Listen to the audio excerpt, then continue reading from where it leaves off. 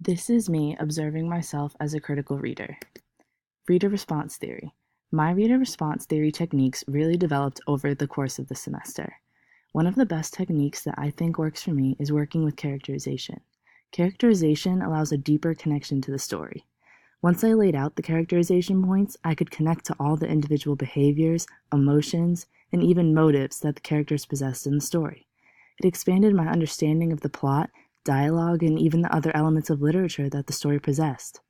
However, really grasping a good system of breaking down characterization is what I truly believed allowed my reader responses to grow. Without capturing the essence of a character, stories like A&P and Winter Dreams would have been so much tougher for me to understand because the whole story is based around the main character's emotions, decisions, and thoughts. Reading strategies. The major reading strategy that worked for me was taking my time, highlighting, underlining, using post-it notes, really anything to allow me to go back and capture the main points of the story that I had just read. Looking up words was really a lifesaver. Reading stories like Antigone with such old language and descriptions basically appeared to me as a bunch of mumbo-jumbo until I took the time to use my strategies. It was hard sometimes when I could not figure out a connection to the language and to the storyline, but honestly, when you are required to go back and reread the story for a second time, all it takes is some patience and a little focus to really put the pieces together.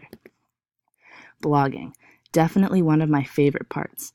I was extremely lucky to have picked such an entertaining novel to read and write about. My novel was Water for Elephants by Sarah Gruen, and as I was deciding how blogging has helped my understanding of the story, I decided to look at other people's reviews online, which really made me learn that every reader truly has a different outlook on this story. I couldn't believe that some people thought the story was too negative or too lengthy in the backstory before the action happened, when on the other hand, I thought it was all perfectly balanced. And looking back on my blog, it truly allowed me to express the part of the story that I really found captivating. It never made me follow a script or follow a theme I wasn't interested in. It was all my own words, which allowed me to be as creative as I wanted. Chunking.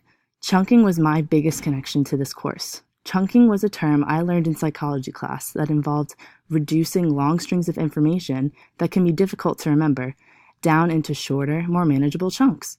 And going back to my reading strategies, that is exactly what I had to do. Breaking down a story makes it so much easier to truly comprehend. And I have found that if a story is easy to read and you still chunk it down into small pieces, then you uncover a deeper meaning to the language or storyline that you didn't even expect to happen.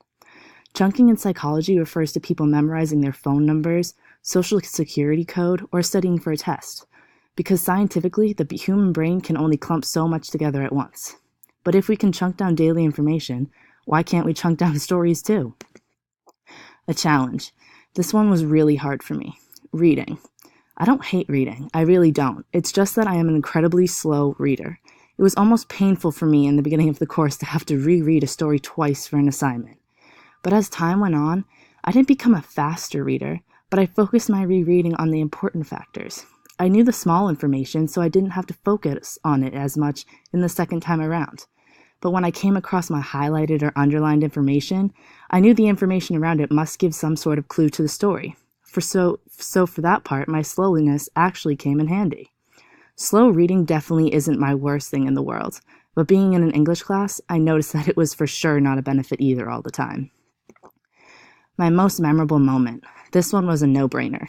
The most memorable moment for me was the Antigone play, and I honestly enjoyed it so much because of how much of a visual learner I really am. As I mentioned before, the Antigone language on a piece of paper was tough for me to grasp, but once I saw it so well acted out, it instantly allowed me to put it all together. I got to apply all the actors' voices and clothing to what I imagined the characters to be in the play. Even while studying for the test, the memories of the masks and actors' behaviors made it so much easier to remember the information and relay it to the story. My aha moment. The biggest eye-opening thing for me in this course was that all stories have a background as to how they were made, and they're not all easy successes. Both of the stories, The Things They Carried and Winter Dreams, had authors who went through big struggles to develop the stories that are so famous today. The Things They Carried, obviously, the author Tim O'Brien had major experiences in the Vietnam War with all the internal and external chaos that was going on around him. His story depicts a picture of war scene to the T. However, to make such a memorable story, he had to go through one of the hardest experiences someone can go through. And that goes the same with Winter Dreams. F. Scott Fitzgerald has his priorities very mixed up in life when he was deciding what to become of himself.